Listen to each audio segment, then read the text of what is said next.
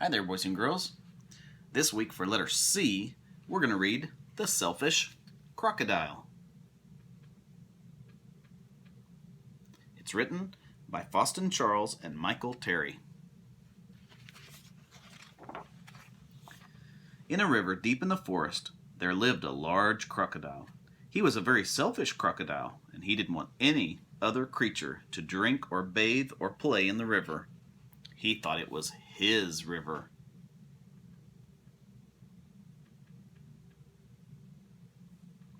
Every day he shouted to the other creatures of the forest, "Stay away from the river. It's my river.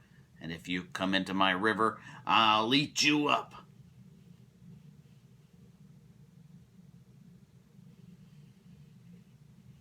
He's got those rather sharp teeth, doesn't he?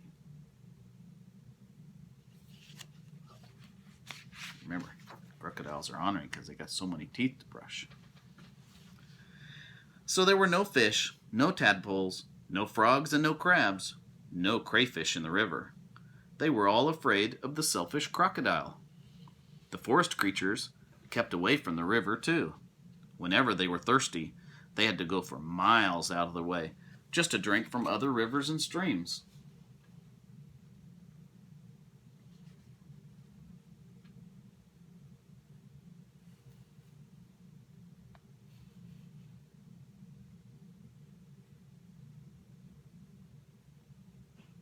Go somewhere else to get a drink. Every day the crocodile lay in the sun on his great big back, picking his big sharp teeth with a stick.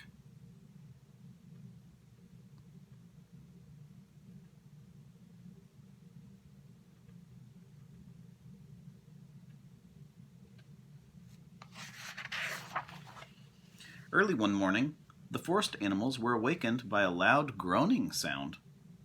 Something was in terrible pain. The creatures thought it must be an animal caught by the crocodile. But as the bright sun came out, they saw that it was the crocodile himself who was in pain. He was lying on his big back, holding his swollen jaw and crying real tears.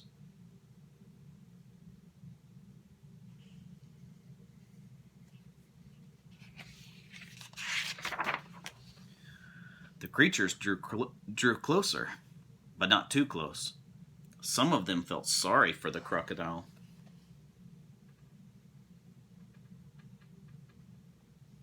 Oh,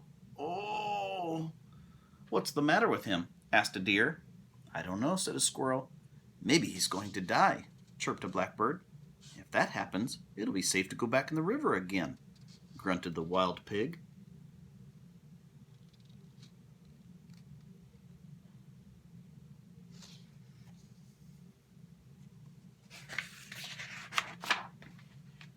The animals thought about it. They hung from branches. They peeked through the grass. They buzzed in the air. They shook their heads as they watched the great big crocodile, but no one tried to help.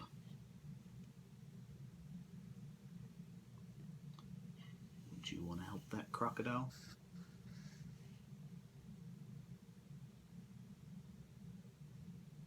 I don't know if I'd get too close to him.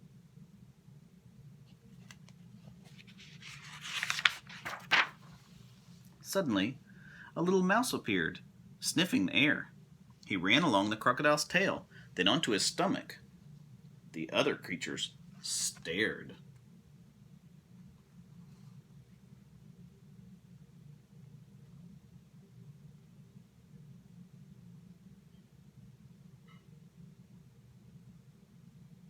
What's that little mouse going to do? He's getting awfully close. "Look at that mouse," chattered the monkey. "He's either very brave or very crazy," growled the lion. "He's going to be eaten for sure," said an iguana. That's a big lizard. The mouse crept along the crocodile's big neck and into his open mouth. There was a hush in the forest.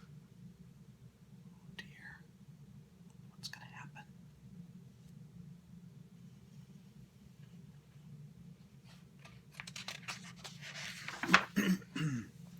mouse took hold of something and pulled and pulled and pulled. Finally, he pulled it out. He put it on his shoulder and walked out of the crocodile's mouth. The astonished creatures began to cheer. The crocodile sat up and said, "Oh, the pain is all gone." Then he saw the mouse walking down his stomach, carrying an enormous crocodile tooth on his shoulder.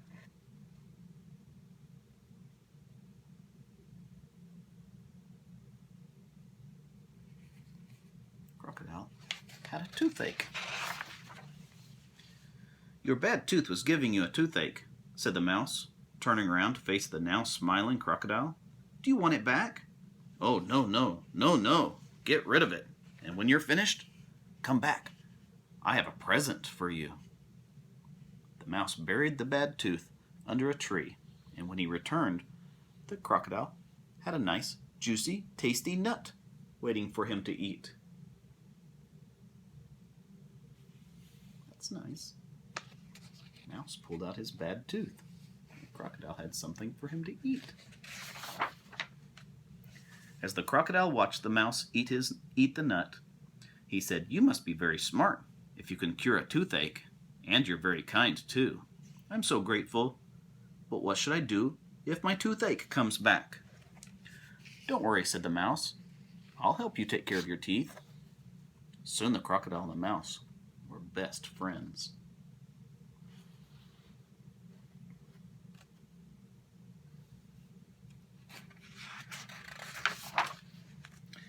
Not long after that, the crocodile sent all the animals an invitation. "Please come to drink and bathe and play in the river. I won't hurt you. The river belongs to all of us," he said. The creatures weren't afraid to drink and bathe or play in the river anymore, although the crocodile was sometimes a little grumpy. They grew to love him, and soon the river was once again full of fish and tadpoles and frogs and crabs and crayfish. Those are little crawdads.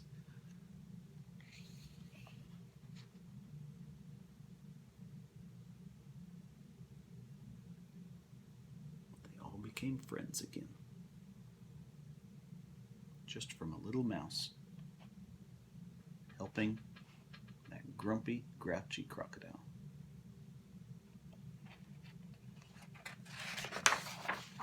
The end. When we read this story in class, I noticed at the beginning of the story the animals. Do you notice?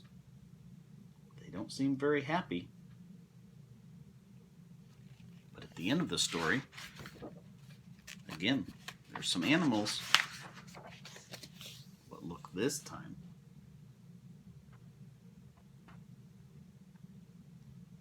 They're smiling. They're much happier. They became friends. I hope you enjoyed the story, The Selfish Crocodile. See you tomorrow. Bye-bye.